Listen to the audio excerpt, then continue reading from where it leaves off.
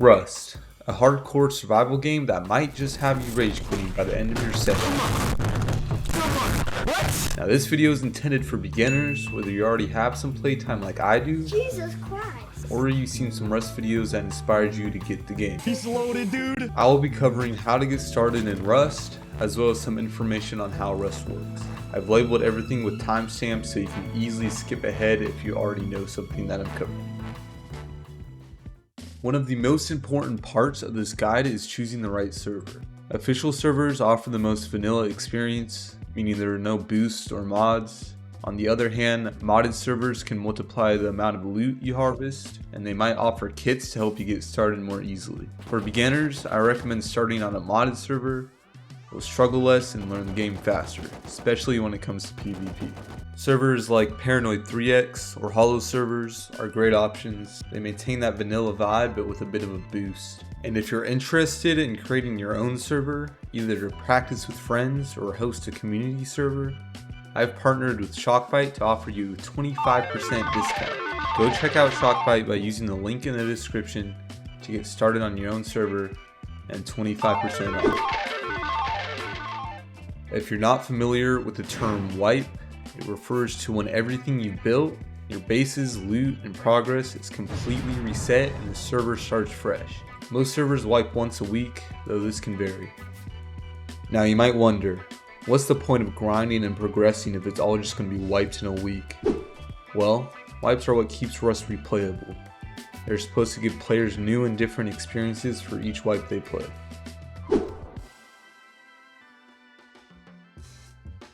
Alright, now that we picked a server and spawned a nude on the beach, it's time to examine the map and choose a build spot. Now keep in mind that every map is randomly generated, so yours won't look exactly like mine. Now you'll notice name monuments scattered throughout the map, each offering different loot opportunities. I'm going to break them down into 4 categories. Safe zones, these include outposts, ranch, fishing village, and sometimes bandit camp. You can't be killed at these locations, and each offers useful items or vehicles that you can trade for using scrap, which is one of the main currencies in the game. High tier monuments. You'll probably want to stay away from these monuments for now at least, since heavily geared players roam here. They contain high tier loot in elite crates or lot crates. Mid tier monuments. These monuments are occupied by players with gear ranging from primitive to advanced, and as you'd guess, they have mid tier loot. Low tier monuments. Here you'll find nakeds and primitive players. These are ideal monuments you'll want to build near, especially since there's a recycler at nearly every one of these. Recyclers can break down components into raw materials like scrap, metal fragments, high quality metal, and cloth. There's also a key card system associated with most monuments, but I'll cover that in the next video. Alright, we're back on the beach, and now that you have a little insight into the monuments in this game, it's time to mark a build spot and run to it. I'm going to build right next to mining outpost and bandit camp. Now while heading to your build spot, look for hemp nodes to gather for a sleeping bag or a bow. I usually prioritize crafting a sleeping bag first to secure a spawn point near my build spot. If you're placing multiple bags, make sure it's blue and not orange to avoid overlapping the 5-minute bag timers. Once you're near your desired build spot, start by smacking a tree with your rock until it breaks, and find and hit a stone node, which looks like this. Here's what metal and sulfur nodes look like as well. Now craft a stone hatchet and stone pickaxe in the quick craft menu to gather resources more efficiently. Once you've collected a few thousand stone and wood, you can start crafting wooden single doors, key locks, and a tool cupboard to begin building your base. The most common bases are 1x2s and 2x2s. But I won't go too deep into base building here. If you're playing solo, I recommend aiming for a 1x2 base. To build, you'll need a building plan and a hammer. Holding right click with the building plan will show all the construction options. Holding right click with your hammer on your structures will give you upgrade options.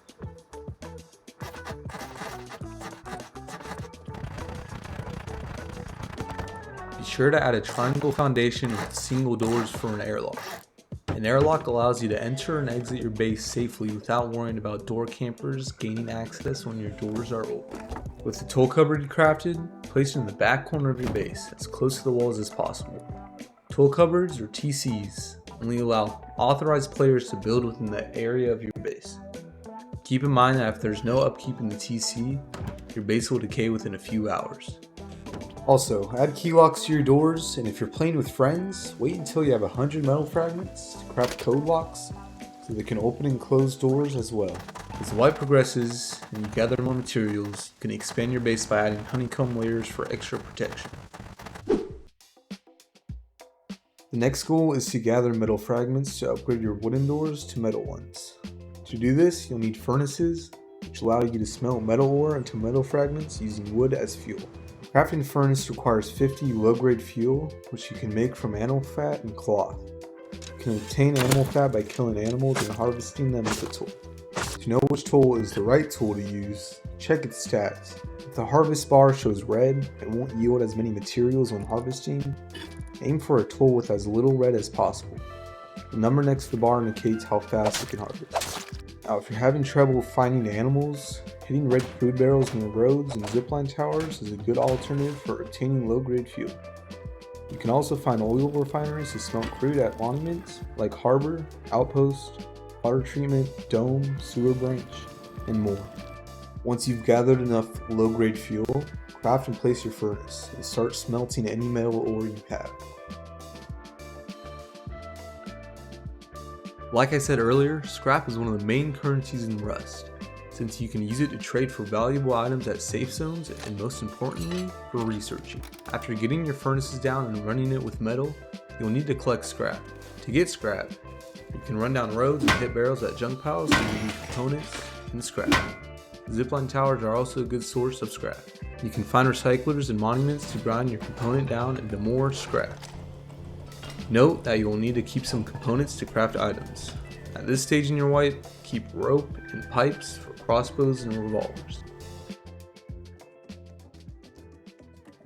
In order to craft most items in the game, you need to be near a workbench and you also need to have the blueprint of whatever item you want to craft learned. There are 3 levels of workbenches which categorize 3 levels of valuable items to craft. Note that some items like crossbows and nail guns do not need to be researched, but they do require a level 1 workbench to craft. But let's just say you want to craft a revolver. There are 2 options to get the revolver blueprint.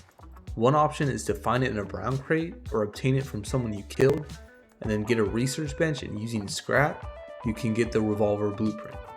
Press Learn Blueprint to learn it. You do lose the revolver itself in the researching process, but now you can craft multiple of them. Now option 2, if you don't find one, is to go down the tier 1 tech tree and research it that way.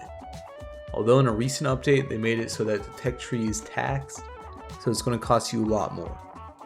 Blueprints can also wipe, but this is usually only on force wipe. Some servers don't wipe BPs, and these servers are usually monthly servers. You'll come to find out that Rust is not an easy game. This guide will hopefully give you a jump start to your journey.